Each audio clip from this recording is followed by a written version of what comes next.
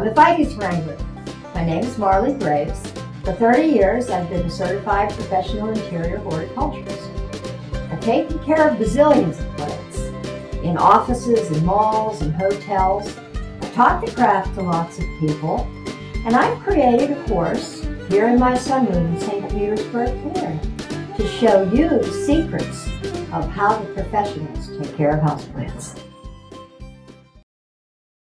So now, the texture of the soil is going to tell you a lot about the soil. So take some up in your hand and feel it, squeeze it, smoosh it around. It should be soft and cool and fluffy and feel really nice. That's called friable. That's the kind of soil that your plants love. They love to grow their roots in there. Over time, with continued watering and just the breakdown processes of the soil and the plants growing in it and everything, the soil becomes compacted like this, and it gets very hard on the top. You can feel it hard here. If you rub it between your fingers, it's scratchy and doesn't feel good at all, especially all hard and compacted. So that's what happens over time, and that's when you're going to have to add some fresh soil. Now, what else can you feel in the soil? Well, for one thing, you can feel how much sand is in it.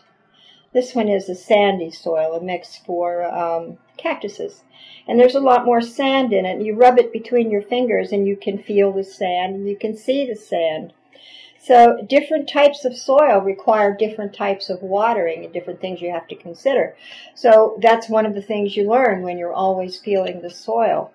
It helps you to make the watering decisions that you need. Now you use a soilless mix, which is mostly peat moss. And it's going to feel very soft and spongy and nice friable sort of thing. But if it gets too dry, it's going to feel hard, unyielding, scratchy, and dusty. And you have to take some special care with getting that wet if you've got plants growing in anything that hard. We'll talk about that in a bit. Enough about those particles. Let's look at the spaces. The spaces are just as important as the particles. Air and water are a vital part of the health and activity of the soil. So you'll see here the soil spaces are partially filled by the film of water which surrounds the clumps of particles. In fully aerated soil, the film of water will be around 20 molecules thick. But as you get more water into it, the soil becomes fully saturated. The water will totally fill the spaces. The air enters the soil mass from the top surface, replaces the water as it evaporates or is absorbed by the roots. This little film of moisture that's surrounding the particles is what makes the soil friable, is what makes it healthy, is what makes it fully chemically active and able to support good, healthy plants. Okay. Now I wanted to show you exactly how the water moves through your pots. So I'm going to pour some water on the top of this little clear pot, and you will see how the water is moving down the sides along the outside of the pot. It's drawn down to the bottom by gravity.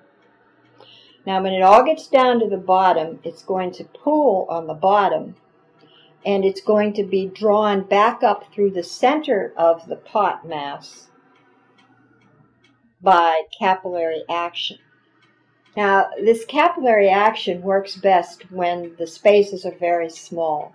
If they're too big, it doesn't work at all. And if they're too small, if they're all squished together like in clay soil or very old compacted soil, there's no spaces, so the capillary action can't work. And the water just sits in the bottom of the pot. It pools and doesn't move. That's where you get all wet in the bottom and no water up in the top. Okay, so you can see the water is down there, but in the middle here, the soil is all still dry. because it hasn't had time yet to be pulled up through the center of the plant. But it will do that over a period of a few hours. So figuring out what kind of soil you got in your pots is really important to being able to make some decent watering decisions. Especially if you get soil that gets too dry and it's that peat stuff, soilless mix or anything with a lot of peat in it. When it gets too dry, it doesn't want to let in any water. The water will just sit on the top, run down the sides, and it won't go in at all. It'll just sit there. So you'll think you've watered your plants, the water's coming out the bottom, but no water is getting in. That's because the peat moss, actually if the peat moss gets dry enough, it will actually suck the water out of the roots of your plants.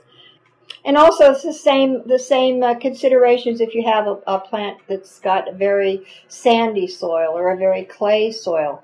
You're going to have to be careful of how you water. The clay soil will stay wet longer because it won't let the water move through it. The sandy soil, the water will run right through the bottom and sit in the bottom, and it won't rise up through the rest of the soil.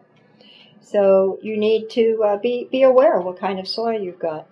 We're still putting water on the top here.